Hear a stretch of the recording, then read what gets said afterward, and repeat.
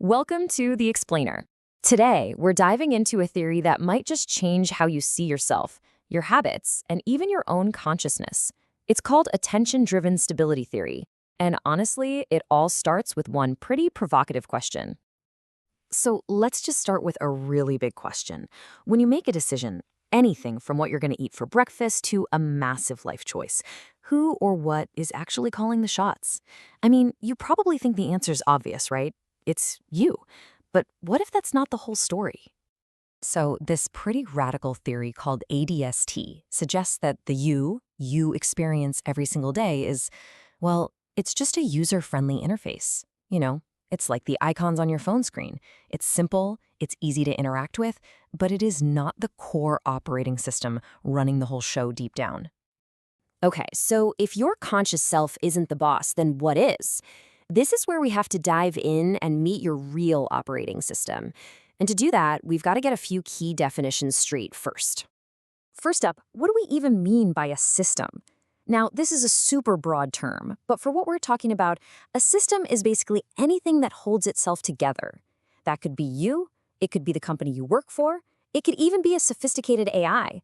The main thing is that it works to keep its own internal organization running.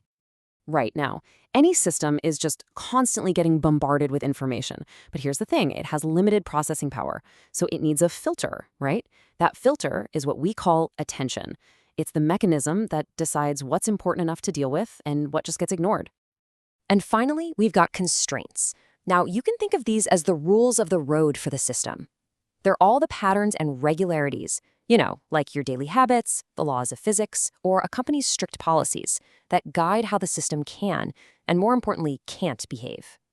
So you take these three things, system, attention, and constraints, and when you put them together, they create what the theory calls the Autonomous Persistence Architecture, or APA for short.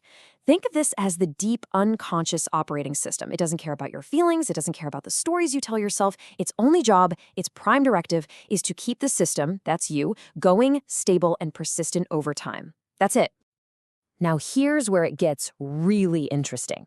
This whole APA thing, it isn't static. It's a dynamic, living process that runs on a really powerful and continuous feedback loop. This slide basically shows the whole engine of the theory. So let's walk through it. It all starts with the deep operating system, the APA, directing your attention to whatever it thinks matters for survival.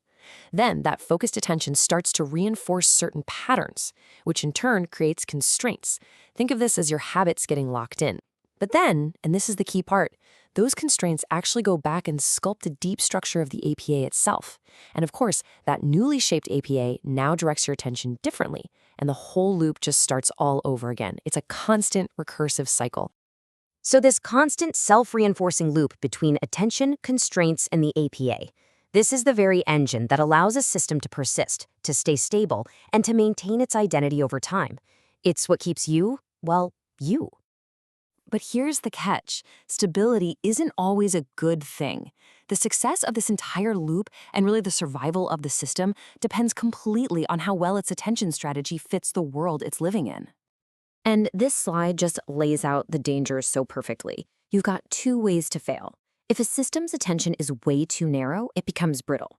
It's over-specialized, it can't see new threats, it can't see new opportunities, and it just shatters at the first sign of unexpected change. But if its attention is too broad, it becomes incoherent. It's just chaotic, disorganized, totally unable to focus on what actually matters for survival, and it just dissolves. So over time, as that core loop goes around and around and around, it creates this powerful inertia that the theory calls path entrenchment. And honestly, it's like the gravity of habit.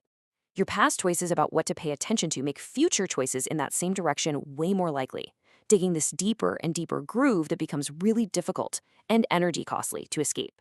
Think about a stubborn corporate culture that just won't change, or a bad habit like mindlessly scrolling your phone when you know you should be working. But, and this is a crucial point, while this groove makes change hard, it is never, ever truly irreversible. Okay, so if our deep structure is built on this powerful loop, and that loop can kind of lead us into these really entrenched paths, it raises a huge question. What's the best way to steer it? Where's the lever for actual positive change? And here's the thing. According to this theory, most systemic problems, we're talking everything from personal burnout and anxiety to a whole organization collapsing, they don't start with a bad structure or a flawed personality. They begin as attentional failures. The system was just paying attention to the wrong things, which created bad constraints, and that led to the breakdown of the core operating system. And if that's the source of the problem, well, that's also where you find the source of the solution. This means that the most powerful way to change any system, whether it's yourself, your team at work, or even an AI, is to fundamentally change what it pays attention to. Shifting attention is the ultimate lever. Which brings us all the way back to where we started, back to this idea of the conscious self.